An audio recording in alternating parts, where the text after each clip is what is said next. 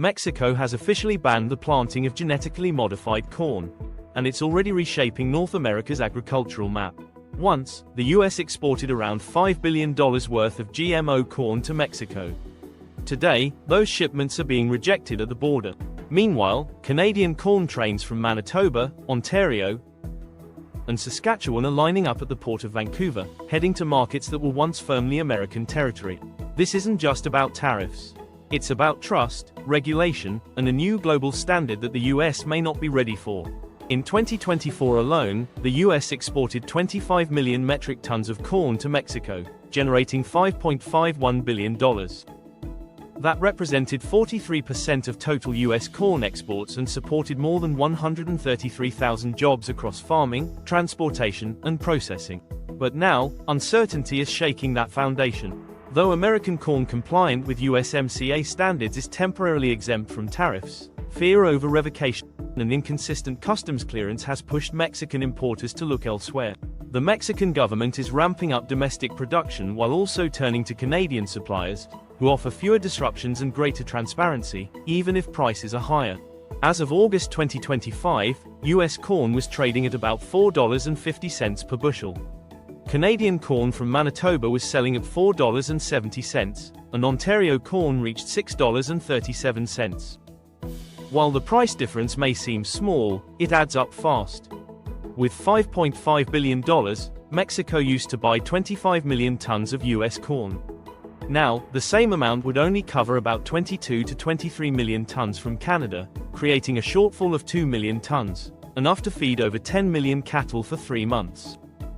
Yet, price is no longer the top priority. Importers want non-GMO corn, stable supply chains, and environmentally responsible sourcing. Canada is emerging as the new leader in this model. Its Prairie Trace system, built on blockchain, tracks everything from seed type to shipping routes. Buyers can scan a code and view the entire life cycle of the corn.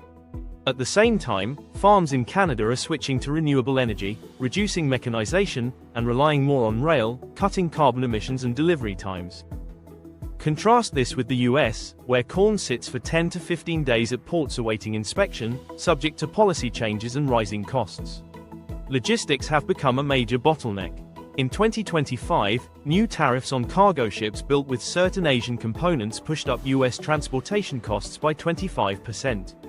Container rates to Asia have doubled since 2024. Many deals collapsed, not over quality, but because the corn couldn't be shipped on time or affordably. The US now faces rising freight rates, port congestion, and tighter regulations. The Federal Grain Inspection Service has raised inspection fees by 40% and restricted pesticide use.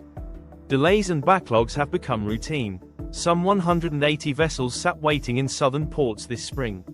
Moisture and lack of storage caused spoilage, reducing corn value by up to 27 cents per bushel. These losses hit small farmers the hardest. Many are exiting the export market entirely, forced to dump their product domestically at break-even or loss. Canada, meanwhile, has been expanding into US-dominated markets. Its efficient rail corridors, steady logistics, and smart trade policy are changing the game.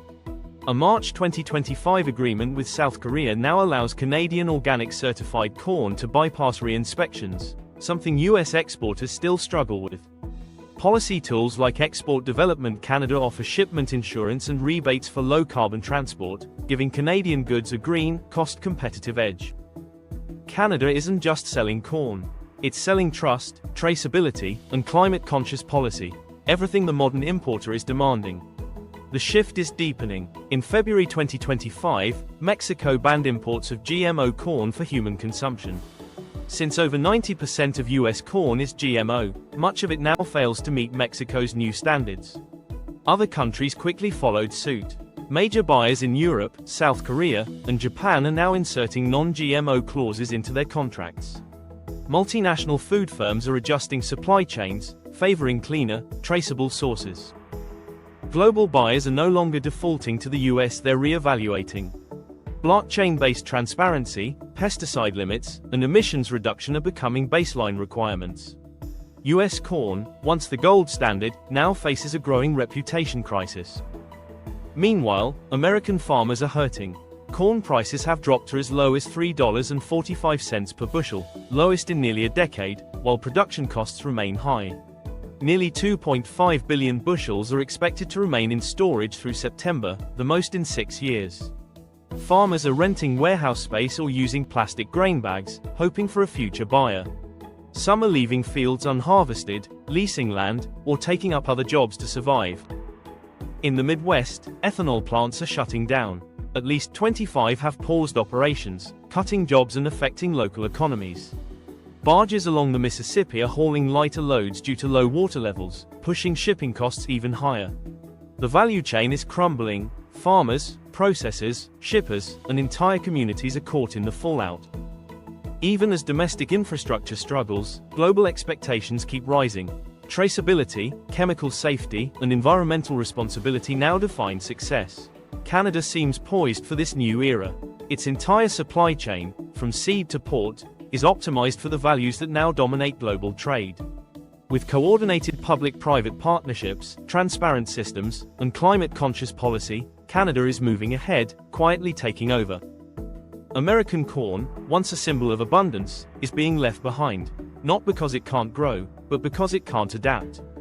If the market is shifting from yield to trust, and from price to policy, then the US must ask itself some hard questions. Otherwise, the silence at the docks could grow even louder. This is True State Report. Thanks for watching. See you in the next one.